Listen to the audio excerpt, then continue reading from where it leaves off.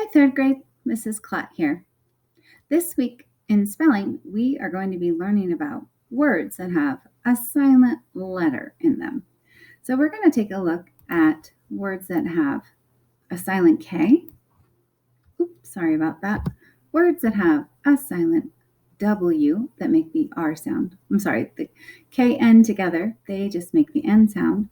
W and R make the R sound. We have a G and N combination where the G is silent and the N is what's making the noise. Now, at the end of some words, we have an MB combination and it just makes the M sound. And the last one that we're going to take a look at this week is RH, and this one just makes the R sound. Now, let's go back to the K and N. Now, the reason that some of our words have a silent letter in them is because they're old words. They come from other languages.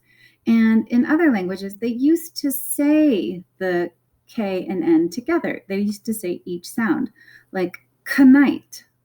And so over time, we've dropped the K, but we've kept the spelling, which is kind of funny. But knowing that K and N have derived from some older languages, you'll know that K and N have to do with any objects that either stick up and stick out, and then there's a small family of words with KN that are related to pinching, pressing, and striking. So let's take a look at the first word. So remember, I said if you see KN, you'll know it's an object that sticks up or out, like a knot. So remember, we don't say the K, it's just knot. And a knot in a rope would definitely stick out. Let's take a look at the next one. Remember, don't say the K like they do in German.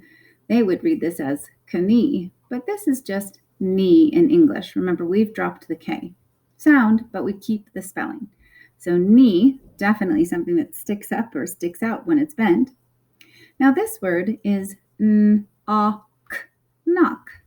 And this has to do with that cluster of words connected to either pinching, pressing, or striking. And knocking is usually done on a front door with your knuckles, another word that has a silent K in it. And it also is related to if you were making bread and you had to push the dough over and in the process called kneading dough. And that is also another word that starts with that silent K. So just remember, there's a reason for these words having these spellings. And so if you know, then it'll help you when you're spelling them if you know what they're related to. And it'll help you with the understanding where they're from. The next set of words are WR words. And WR words are pronounced just with the R sound. So we don't say the W. And again, it's old language. And we used to probably say that W and R together. But now we just say the R. And words that start with WR actually have to do with things that are distorted or twisted, like your wrist. So wrist starts with a W. We don't say the W, but it's something that twists and can turn and bend. And then we have a wrap. So again, we don't say the W. Remember, the W is silent. So a wrap, something that can be like a band can be wrapped around your arm or leg if you have a sprain. Now, wrote, this is the word wrote. It's the past tense of the word write. And this has to do with what your hand does, right? You are squeezing that pencil to move it to write, and it involves your wrist. So the past tense of write is wrote. And then this word, again, don't pronounce that W, wreck. So when a ship has crashed, we would say it's a shipwreck.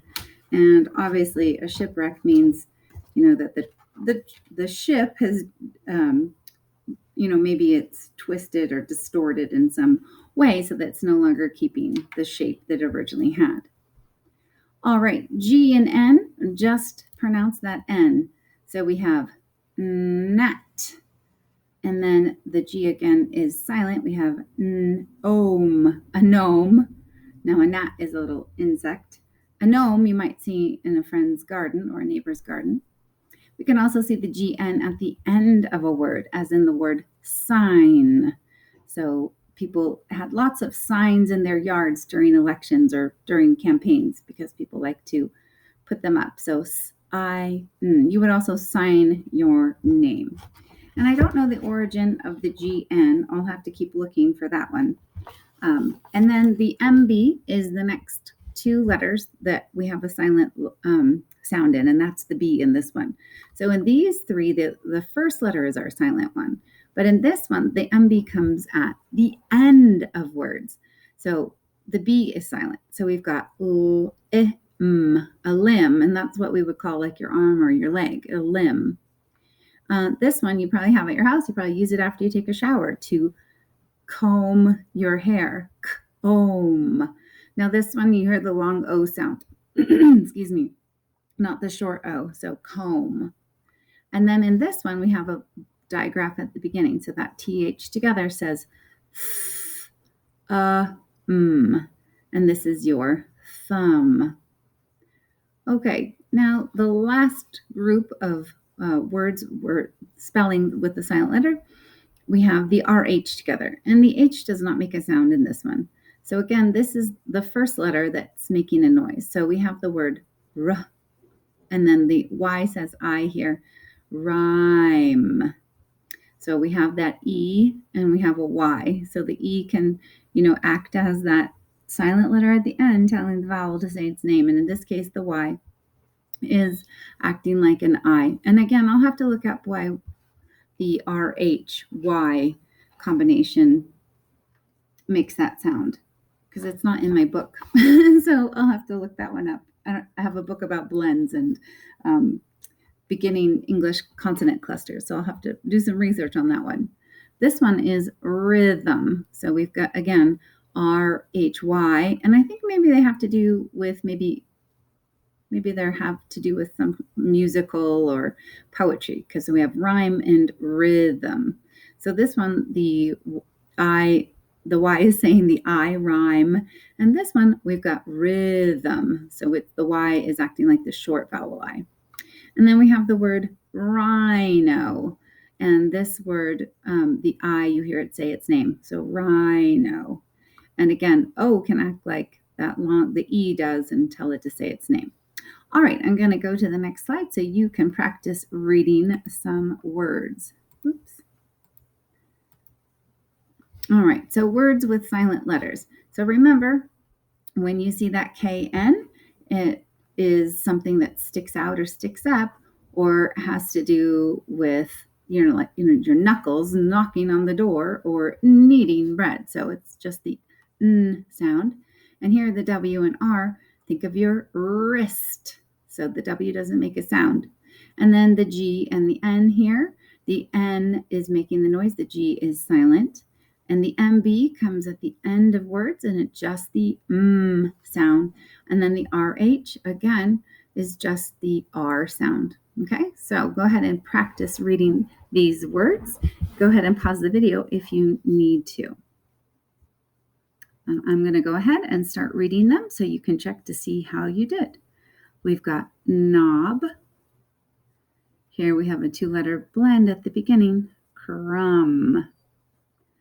Then we have the word wrist. Remember, WR has to do with things that twist. And we have the word gnaw. This is what an animal like a rabbit might do, is gnaw on something. And this is the word wrong. So O-N-G is that ong sound, and we have the R at the beginning that says r, so wrong, and W is silent there. And here with the next row, this is a type of bird, a wren. And this is knack. And then we have climb. Again, there's that MB at the end. Rhythm. And knife.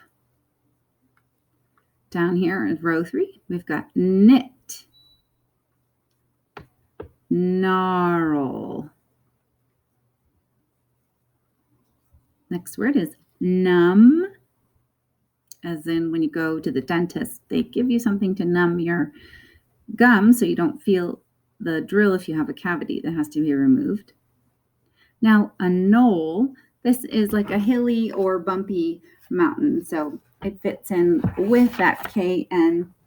That means objects that stick up and out. So knolls are like geographical forms or hills that are coming kind of sticking out of the landscape. And then we have the word wrote, again, the past tense of write. I have the word rhino, which is short for rhinoceros. And here's what a knight. So in Old England, they might have said a knight, but remember they dropped the K. And this is the guy that rides on a horse who wears all that metal armor and probably carries a sword. So knight. This is the word wreath.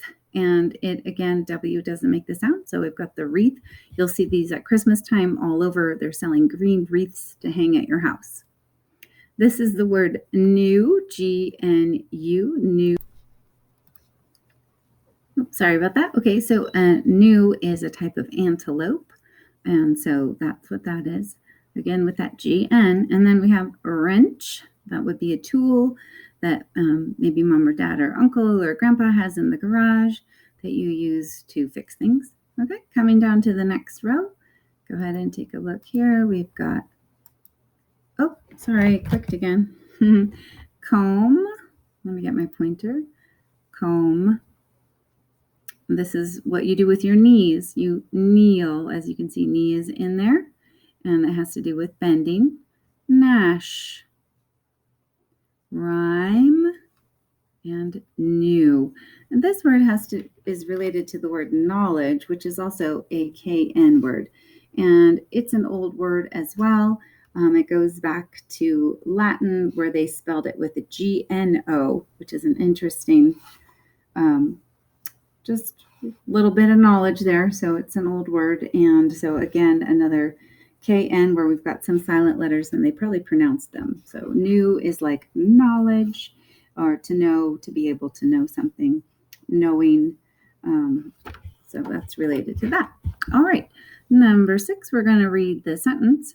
The player sprained his wrist, bruised his thumb, and re-injured his kneecap. All right. And the re here means he did it again. So he re-injured. So he injured it before and has done it again. All right. Number 7. My sister tried to unwrap the present, but there was a knot in the ribbon. Right. So the knot is preventing her from unwrapping it. Unwrap means that it's wrapped and she wants it to be open. So unwrapped. All right. Well, I hope this helps. Enjoy and keep practicing.